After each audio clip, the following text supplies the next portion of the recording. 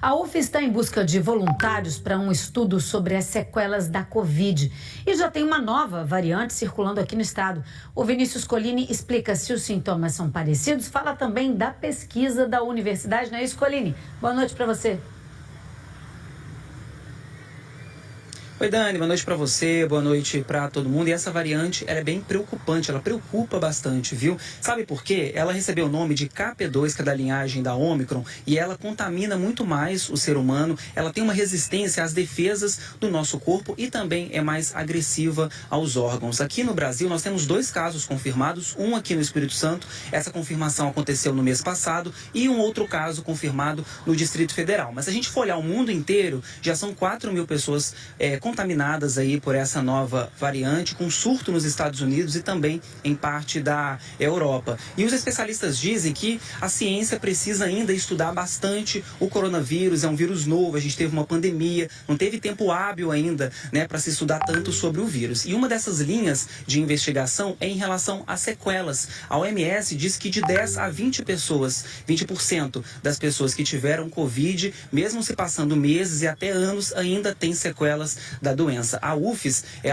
pesquisadores da UFES estão fazendo aí um levantamento, uma pesquisa justamente para analisar e para investigar pessoas que estão com sequelas aí da Covid. Vamos ver na reportagem.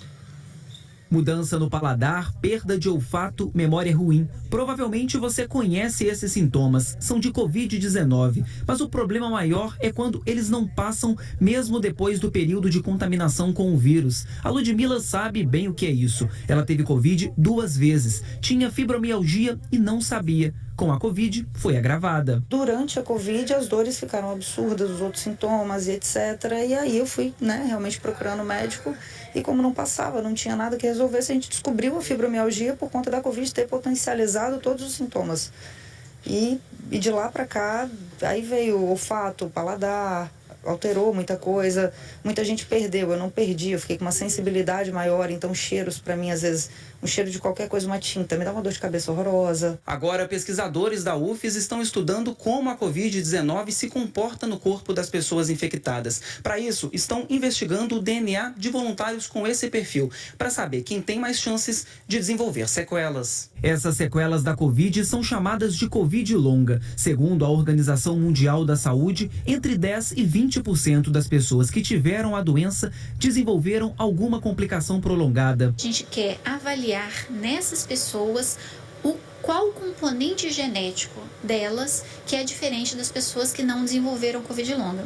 E aí com isso a gente faz um comparativo para justamente saber se um paciente teve Covid longa, por que ele teve e o outro não teve.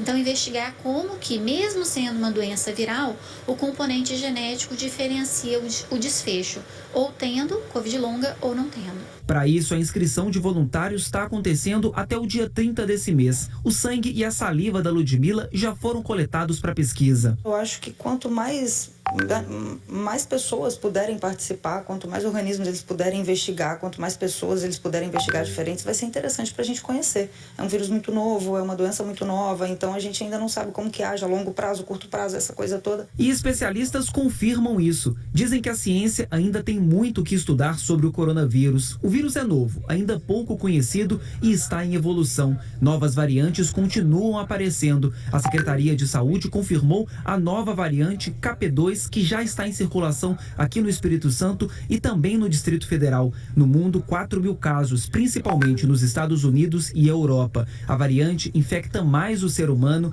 tem resistência à defesa do corpo e é mais agressiva aos órgãos. A gente começa a ganhar uma resistência imunológica e ele vai criando mecanismos de escapar dessa resistência. Ele tem que lembrar que o vírus quer sobreviver também. E para ele sobreviver, ele precisa infectar a gente. Então é essa luta entre a nossa defesa e a capacidade dele de ultrapassar essa defesa. Pois é, sobre essa pesquisa aí da UF, se você tem esse perfil, quer participar, né, uma pesquisa muito importante para investigar sequelas da Covid-19, é só você entrar no site que vai aparecer aqui embaixo, que é o G1 Espírito Santo. Ali na capa principal você vai ver uma matéria sobre isso e lá você consegue o link e também alguns telefones. O link é para você fazer a inscrição. Depois que você faz essa inscrição, os pesquisadores da universidade entram em contato com você para te explicar um pouquinho melhor como é que funciona. Você precisa ir uma vez no Hemóis, ali em Maruípe, aqui em Vitória, para que seja feita a coleta de uma amostra de sangue e também de saliva para participar dessa pesquisa. Agora, Dani, sobre essa variante, o Rodrigo, qual é o nome dele? Rodrigo Rodrigues, o diretor do Laboratório Central, ele explicou que a gente precisa continuar com aqueles mesmos cuidados, lavar a mão, usar álcool em gel, se tiver gripado, né, aqueles sintomas de gripe, colocar uma máscara também para preservar as demais pessoas, além da vacinação.